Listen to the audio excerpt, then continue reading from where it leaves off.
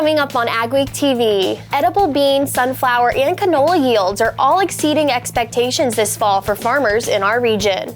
We'll meet a man who's diversifying his family farm after unexpectedly taking it over. Not because he needs to, but because he enjoys it. I'm in Colfax, North Dakota, where a local FFA chapter is trying to build on its culture of success. And an historic donation is given to the National 4-H organization.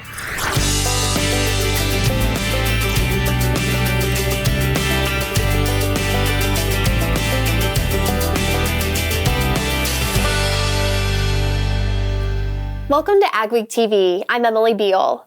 Optimal weather conditions across the northern plains and Montana for sunflower, canola, and dry edible bean yields are producing, at the least, better than average yields, and at the best, bumper crops for those commodities. We take a closer look in this week's AgWeek cover story. This year turned out very well, yield and quality-wise, but it was by far the most stressful year that I've ever gone through. Randy Melhoff is an extension agent in the northeast corner of North Dakota. After a cold, wet, late start to planting, he says good growing conditions over the summer and long growing degree days until harvest helped most crops in his region exceed expectations. I will say that everything that we harvested went into the bin wet, but we've been able to get it all dried down. Also, there isn't much disease pressure to begin with this year. Cavalier County often leads the U.S. in production of canola. Despite the late start, it was a great year for the crop in North Dakota. Yields are estimated to be a record 3.4 billion pounds. Near Walhalla, North Dakota, farmers are harvesting well above average crops. It's been a good crop, but it's late. But we're going to get it the way it looks. Weather seems good. Randy Carrion is harvesting his pinto beans. He says despite planting in June, the crop was pushed throughout the summer, and they're getting several hundred pounds above average. He says a big plus is they didn't get a killing frost until early October. We're probably 3 weeks late into the pintos, but it's because the other crops were late too. We had late wheat, late canola that we just couldn't get to them. I mean, if we'd have had an August frost like we've had in the past some years, there wouldn't have been a whole lot of harvesting up here. For more in-depth yield numbers across the upper Midwest, check out the next AgWeek magazine or agweek.com. The sugar beet harvest is wrapping up, and Vance Johnson says his harvest went fairly well. Johnson is one of the farmers we've been following since this spring. In addition to corn, soybeans, and wheat, he grows sugar beets near Breckenridge, Minnesota for Mendak Farmers Co-op. Johnson finished his beet harvest on October 14th, a few days after the area's first frost. He also has fields near Christine, North Dakota and Rothsay, Minnesota, so his yields vary by region. Johnson says his season started too wet and ended too dry, so the hard ground hampered his sugar beet harvest. Now he's harvesting his corn and soybean crops, but he says yields may be disappointing. I guess it was our turn to be dry. Last year we were catching some of those timely rains and fared well, decently at harvest. And this year we're taking the hit and yields are subpar at best, so. Johnson says one bright spot is that the dry fall means wet corn won't be an issue. Sugar beet harvest is an all hands-on-deck couple of weeks. Thousands take off their regular jobs or come out of retirement to haul beets from the field to the piling stations each fall. And some growers have turned to social media to find enough help. Russell Shimmick grew up on a farm. Now he sells and repairs motorcycles. But he's been driving trucks during beet harvest for 15 years, since marrying the daughter of a farmer. It's a change of pace. There's always some sort of excitement. It's able to do something different than your regular job. The Red River Valley sugar beet harvest requires 7,000 to 10,000 workers for driving a variety of equipment. The harvest goes 24/7 with drivers working 12-hour shifts. Shimmick works noon to midnight. I go into my business about 8 a.m. and leave around 11 just to stay on track with what's going on there. Most harvest drivers come from the Red River Valley, but not all of them. Some farmers have turned to social media to attract workers from farther away. James Hayes had just retired from his job as a deputy sheriff in Florida when he learned on social media about the opportunity to drive a beet truck. I said, listen, I have no experience on a farm, but I'm willing to come up and help out as needed. And he said, listen, we'll put you right to work. And in fact, if you wanted to come up early, you could help out in the other harvest. This farm has also soybeans and wheat. 2 days later, Hayes was making the 1,900-mile drive north. Although farming is new to him, Hayes dove right in. And I said, I'll be there at 3 o'clock in the afternoon. And he said, meet us in the field. So I rode shotgun for a day. Then I said, let me try driving. You're right within, a few feet of very large equipment. That's very valuable equipment. And you're pacing your speed to the harvester. And that's the most stressful. I went through a large bottle of antacid tablets. Although Hayes says this was an experience he can cross off his bucket list, he's not ruling out coming back up to help with harvest next year. I'd love to come back up if the opportunity arises. Hayes spent 2 months harvesting in Minnesota before returning to Florida. After years of planning, ground has officially been broken for the Grand Farm Innovation Center being built in Castleton, North Dakota. North Dakota politicians and over 300 well-wishers came to the big event. In a unique touch, ground was broken using both a remote-controlled Bobcat as well as a single-bottom moldboard plow with Clydesdales. Governor Doug Burgum says he's excited to see what the Innovation Center has in store for the state. It's not just about North Dakota, it's about an opportunity, the combination of innovation with unmanned aerial systems for precision ag. You throw in the combination with energy for biofuels and where the world is going. The sky is the limit here in North Dakota. A new building at the site is expected to be built and usable in 2023. The center is expected to be a test ground for ag technology entrepreneurs and researchers. Coming up on AgweekTV, a new generation returns to the family farm after tragedy strikes and isn't afraid to mix things up. All right, here's the free gift I got for opening up a checking account. Let's see what I got. Okay guys, so I got this portable DVD player. Yeah, I'm not sure why my bank would give me a tiny waffle maker. So it's a tumbler, but it doesn't fit in any of my cup holders. I wasn't even sure they still made these. Is it for kids? Is this for kids? Don't fall for the free gift. Find a bank that cares about what you really need. Cornerstone Bank. Hi, I'm Jake Starkey, Territory Manager for Geringhoff in southern Minnesota. We realize that 8 to 12 row customer is what makes up the heart and soul of our industry. We've noticed a trend of combines getting bigger and bigger and realized the need for a larger head to help to feed these machines. We've recently launched our North Star 24 row 30-inch corn head, making it the largest in the industry at 60 feet. To also meet the needs of these larger combines, we released our 18 row 30 AFT, which stands for Adaptive Flex Technology. With a maximum flex range of 75 inches, this makes it the most flexible corn head on the market. Whether you're the customer with the larger combine that needs these larger heads to feed these machines, or the heart and soul of our industry in that 8 to 12 row, we have everything that can meet your needs.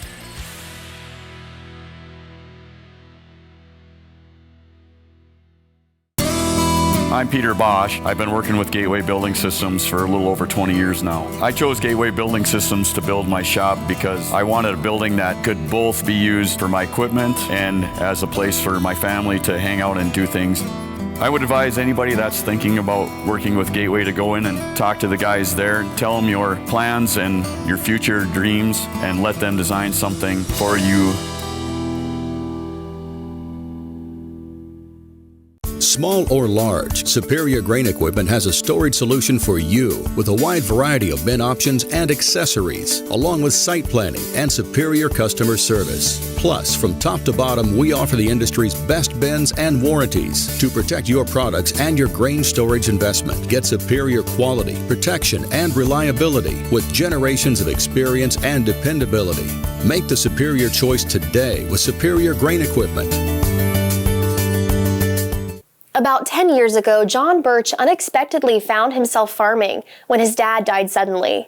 Not only has he had to learn farming from the ground up, he's also expanded into a couple of other enterprises as well. It was drinking out of a fire hose. John Birch didn't plan to farm. In fact, he was working in IT. So that is my dad there, and that's my grandpa. But when his dad died unexpectedly 10 years ago when John was just 25, it forced him to make a big decision about moving back to Hillsboro, North Dakota, and taking over the family farm.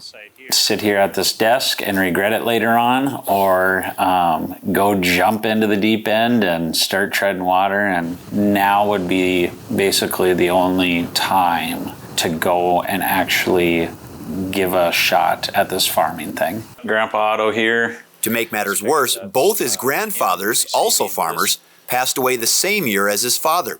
So Birch was left without anyone to show him the ropes. The biggest thing that I found and I learned was start asking the stupid questions.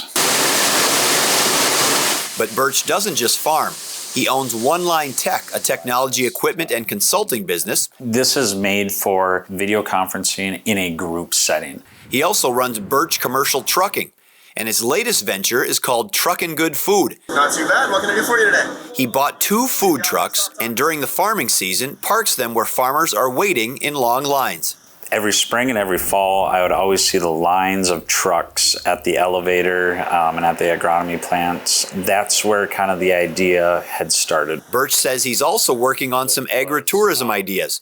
With so many irons in the fire, one of the hardest things to learn has been giving up a little bit of control of some of his enterprises. But he says his priority is his 2 sons.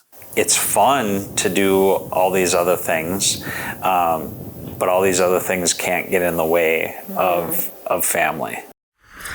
Birch says his uncle and farm neighbor, Mike Kazed, was a big help with ag production and crop insurance questions. The National 4-H Council is getting a big gift from one of the world's richest women. Philanthropist Mackenzie Scott is gifting 4-H $50 million to boost training and programming for both adult leaders and the children they serve. 4-H is the largest youth development organization in the nation, serving 6 million kids and families across the U.S. National 4-H is excited to see how this donation will help strengthen the organization. We are building 4-H for the future. This is our 120th year with this historic investment from philanthropist Mackenzie Scott. We are looking to not only meet some of the urgent needs of young people today, but to lay the groundwork for a relevant, vibrant 4-H program into the future. Scott is the former wife of Amazon founder Jeff Bezos. The Richland 44 FFA chapter, located in Colfax, North Dakota, will soon be competing for top honors at the National FFA Convention in Indianapolis. The chapter placed in the top 3 in the nation for their project that promotes agriculture. They'll be competing against 2 other chapters that placed in the top 3 in the Strengthening Agriculture category as well. Our chapter creates a placemat each and every year, and the National FFA thought it was a really great idea. So we get to present it and promote it and try to compete for the #1 spot on the national level. The placemat has facts and trivia about agriculture and FFA on it and are used at local cafes and restaurants. This year, over 200 placemats were distributed. Coming up, we'll meet a North Dakota woman who is making a name for herself in the world of ag. Risk management is not just for the grains. Livestock producers, did you know you too can protect the price for your production? Livestock Risk Protection, or LRP for short, is a great tool to help you protect the price of your calves. Cattle producers can also protect their pasture and hayland from lack of rainfall with Pasture Rangeland Forage, or PRF insurance. This is a very affordable way to help producers in times of below average rainfall. Call the risk management specialist, Martinson Ag Risk Management. The team at North Star Ag is committed to quality and committed to you. We're not just a full-service dealer, we're farmers too, so we know you need the best machinery and services that'll keep you going all season long. We have the largest equipment inventory in the upper Midwest with a well-equipped parts and service department. So whether you need machinery tomorrow or parts today, stop in and experience what North Star Ag can offer on our website at northstar-ag.com or give us a call at 701-361-4790. Every season has an end. After spending your whole life building something, it can be hard to move on to your next stage in life. But when that time comes, you deserve to have someone you trust guide you through the process. And by trusting us to pass on your legacy, it gives someone else the chance to create their own. Every auction has a story. Let us share yours.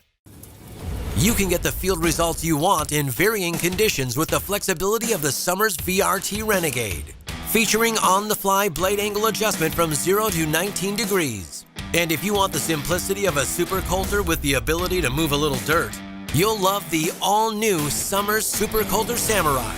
Go to summersmfg.com or visit your local dealer to learn more about North America's broadest line of tillage equipment and other products from North Dakota-based Summers Manufacturing. For AgWeek, this is Mikkel Pates at Watertown, South Dakota. We'll look at the positive impacts that dairy can have on the community. A Minnesota couple has put a grain bin to a new use. Spoiler alert, it's not grain. This elaborate system of tubing with the downhill slope is how Maplewood State Park gathers sap to make syrup. Thanks for watching AgweekTV. Remember, for all your ag news, go to agweek.com and follow us on Facebook, Twitter, and Instagram. Will harvest be complete before frost officially takes over the region? Here's John with our AgriWeather Outlook. As the month of October begins to move toward November, we're starting to run out of fall across especially the northern part of the Great Plains region. And the way November, at least the early part of it, is starting to look, well, we're seeing definitely the weather cooling down, but we're not seeing a sudden transition into wintry type temperatures. That can happen into at least the northern plains around Halloweenish. There have been a number of years where suddenly a day that's really anything above the 30s in North Dakota and northern Minnesota is a good day. But I'm not seeing it get that cold. We're getting the occasional round of 2 or 3 days of chilly weather, but we're not seeing cold weather consistently moving in. As far as the next 2 weeks go, which wraps up the end of October and goes into the first few days of November, a lot of the region, northern plains, upper Midwest-wise, Great Plains really, is getting fairly dry. And I really see one significant chance at that good fall soaker. And I'll show you that coming up in just a minute. This is the U.S. Drought Monitor this week. And over the West, of course, has been dry for several years. We've been seeing here this summer, and especially second half of summer and into the fall months, much of the Great Plains starting to show up as between anywhere from moderate to severe, and in a few spots, extreme drought. Now, you get down in Oklahoma, Texas, Kansas, you can get rain in the wintertime and get some rainfall onto that winter wheat, and by the time you get to springtime, situation sometimes isn't so bad. Of course, drought can get worse. But in the northern plains, once you hit freeze up, you just aren't going to change the moisture in the soil very much. And oftentimes, even if you get a deep winter snowpack over the northern plains, a lot of that moisture tends to run off. So if we don't get moisture before we get to the freeze part of the season, we're going to need to get timely rains in the spring. Now, with this curvy Q jet stream starting off right here at the start of this first week, one wave is going to get kicked out, and that one will bring up the possibility of some significant moisture into some parts of the northern plains, southern Canada area. I'll show you that in just a minute. After that, looks fairly dry. The weather will continue to be fairly seasonal. I don't see any grand cold air intrusions. Following that one storm early this first week, there will be another brief cool snap into the northern plains. That air will then essentially retreat, leaving us with a seasonally cool weather across the north and seasonally mild weather in the deep south across the region. As we head into the second week, still not seeing that massive intrusion of cold air, though I'm starting to see some sub-zero weather show up west of Hudson Bay. My best guess is here for the best chance of significant moisture this first week. Showers and thunder showers in the eastern part of the Corn Belt. The second week of the period looks generally fairly dry. Why I ultimately choose them is they handled everything from the site prep, the dirt work, the gravel. The electricians were all excellent, and they're very knowledgeable in the dryer setups themselves. They made sure that they designed me a system that was expandable years into the future. It was a long-term encompassing project, and that's what I appreciate about their knowledge. I'm Ethan Hansen from Blanchard, North Dakota, and I would definitely recommend Advanced Grain for all your grain storage handling needs.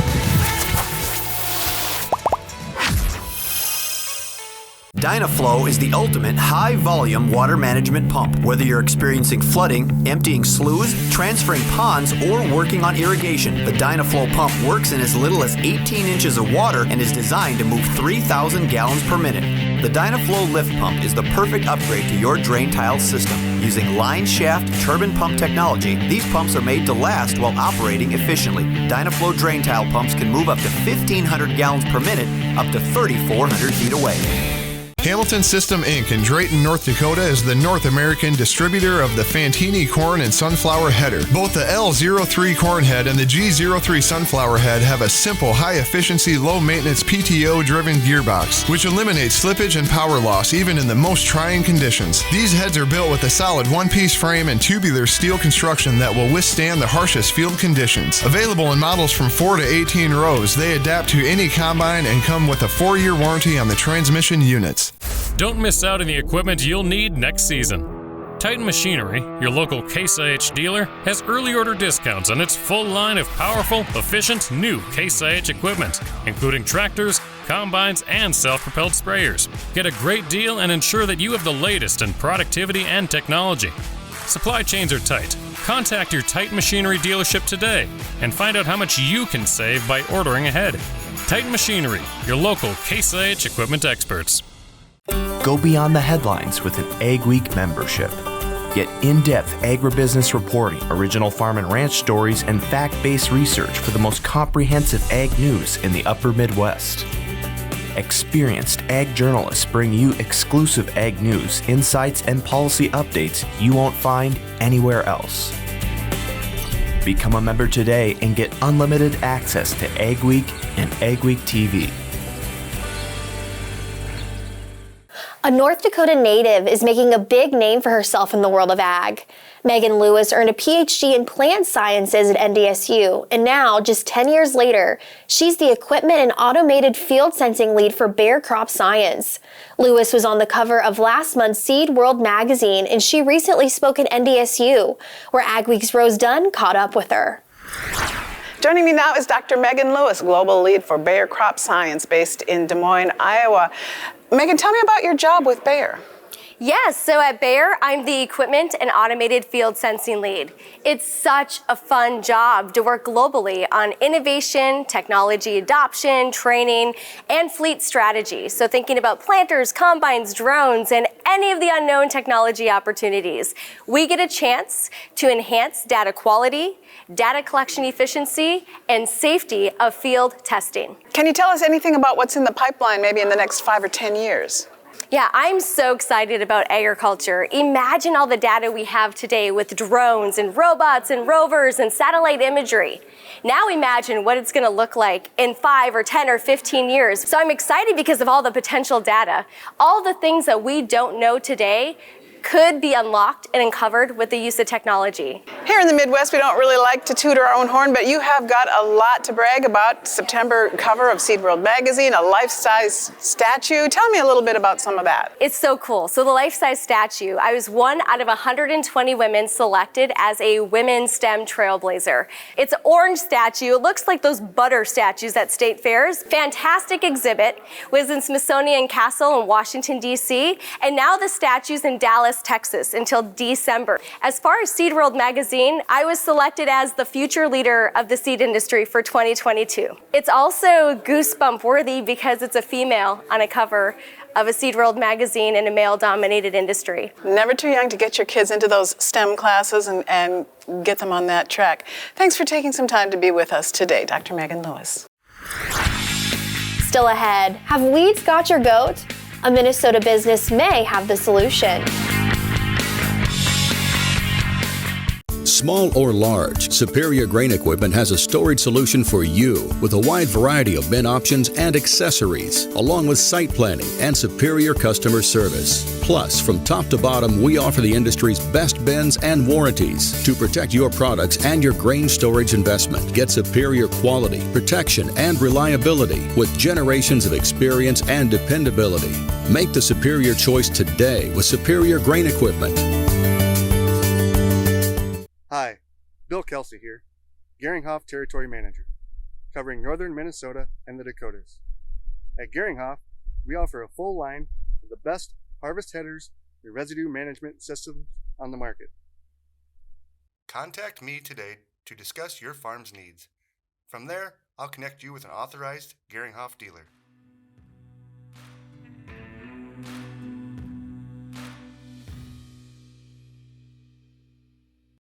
Grain Handling Direct presents How to Purchase Grain Storage Solutions in Your Bathrobe. First, go to grainhandlingdirect.com. Browse our products, check prices, and add your selection to a cart. You can place your order online or call our customer service reps with any questions. We'll route your order to the manufacturer and ship it directly to your front door. grainhandlingdirect.com. Direct and simple to save you money. Don't miss out on the equipment you'll need next season. Titan Machinery, your local Case IH dealer, has early order discounts on its full line of powerful, efficient, new Case IH equipment, including tractors, combines, and self-propelled sprayers. Get a great deal and ensure that you have the latest in productivity and technology. Supply chains are tight. Contact your Titan Machinery dealership today and find out how much you can save by ordering ahead. Titan Machinery, your local Case IH equipment experts. The team at North Star Ag is committed to quality and committed to you. We're not just a full-service dealer, we're farmers too, so we know you need the best machinery and services that'll keep you going all season long. We have the largest equipment inventory in the upper Midwest with a well-equipped parts and service department. So whether you need machinery tomorrow or parts today, stop in and experience what North Star Ag can offer on our website at northstar-ag.com or give us a call at 701-361-4790. Do you have a piece of land that's being overrun with weeds and brush, but it's hard to clean up? A Minnesota business may be able to help with goats. Gus Maxfield and his wife Ann got the goats to clean up their land a few years ago. And it worked so well they joined the franchise grazing business, Goats on the Go. They rent their goats out for controlling brush and noxious weeds. Bought anything that nothing else will eat. And they eat thistles, and they eat wild parsnip, garlic mustard, buckthorn, all kinds of invasive species. They have 3 herds totaling in 120 goats. A herd of 40 goats can clean up 1 acre in about a week. And they pretty well clean out everything in there that's green. The idea is to overgraze the browse that's in there to get rid of the noxious weeds and unwanted brush. The goats are contained by temporary electric fencing. Maxfield says they stay busy from June through September. Today, they're working at a golf course. It's a good natural way to do things without using chemicals or spray or stuff like that. The goats are capable of getting in places where mechanical means isn't possible, in rough terrain, stuff like that. The goats can get at it. As they go, their hooves kind of stir the ground up a little bit, and the fertilizer. And there's another benefit from the goats. Yeah, they're fertilizing as they go. Goes in one end and out the other. It's a good, clean way to take care of it. Maxfield says their average job is 1 acre, but they can do up to 5 or 6 acres at a time. Stories you'll only see on AgWeek.com and in AgWeek magazine this week. Soybeans of colors other than yellow are being found more often in loads, and that can be troublesome for exporters, but not for quality. And a weed scientist says North Dakota should do more to keep palmer amaranth from spreading in the state. We appreciate you watching AgweekTV. Remember to check us out daily on Facebook, Twitter, Instagram, and TikTok to keep up on all your ag news. Have a great week.